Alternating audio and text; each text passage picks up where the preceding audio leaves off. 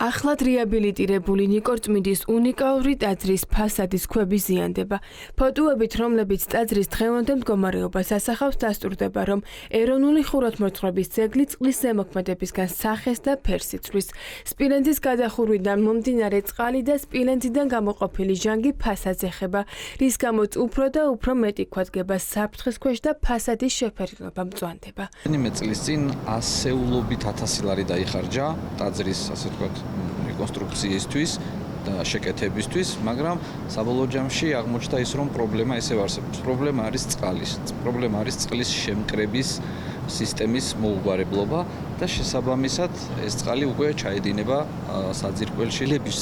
შენარჩუნების, ასე ვთქვათ, საქმეში ჩართული არ არის ადგილობრივი მუნიციპალიტეტი. ახალი ფოტოების სიახლე არ უნდა იყოს კულტურული მემკვიდრეობის დაცვის სააგენტოსთვის, რადგანაც პრობლემის შესახებ სააგენტოს ევროპა ჩვენი სახლიას წარმომადგენელმა რამდენიმე წლის წინ აცნობა. მაშინაც აშკარა იყო, რომ სპილენძის გადახურვა ნალექის სახურავიდან გადატანას ვერ უზრუნველყოფდა.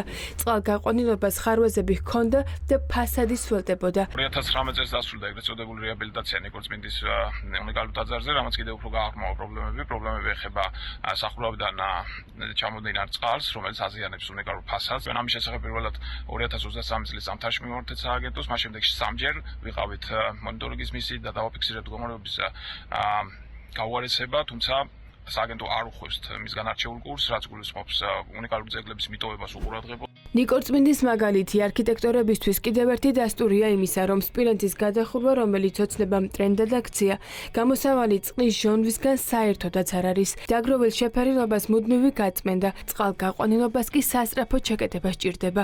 წინააღმდეგ შემთხვევაში გრძელვადიან პერსპექტივაში ძეგლის შესაძლოა გამოუსწორებელი საფრთხის ქვეშ დადგეს. მრავალფეროვან ტრადიციას ჩვენ აღარ ვაგრძელებთ, მარტივ გამოსავალს ვეძებთ და ყველაფერს ვცვლით სპილენძის, რომელიც ასე ვთქვათ, მათი წარმოდგენით უზრუნველყოფს ინტერიერის დაცვას და შენობის დაცვას წყლისგან. გამოჩნდა, რომ ეს არ არის ესეთი მარტივი სპილენძის ზედაპირზე წარმოიქმნება პატინა, ჟანგის ძალიან თხელი ფენა, რომელიც შემდეგ წყლის ზემოქმედების შედეგად ჩამოირეცხება და თუ სათანადოდ არ არის მოწყობილი საწრეტის სისტემა, მაშინ ხდება ამ ქვების შეღებვა ამ მწვანე ფერით.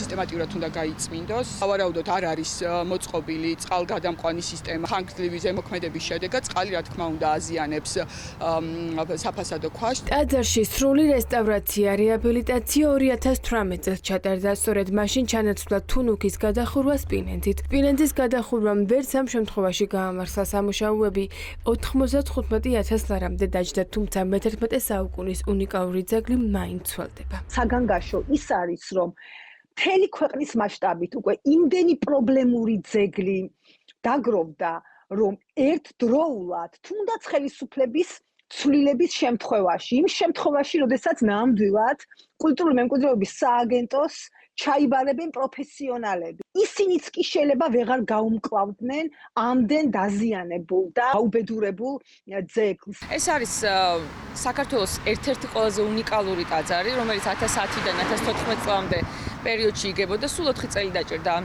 შესანიშნავი ტაძრის მშენებლობას და 21 საუკუნეში ჩვენ ვხედავთ, რომ ის რაც მე-11 საუკუნეში იყო მარტივად გასაკეთებელი, თურმე დღეს უკვე პრობლემაა.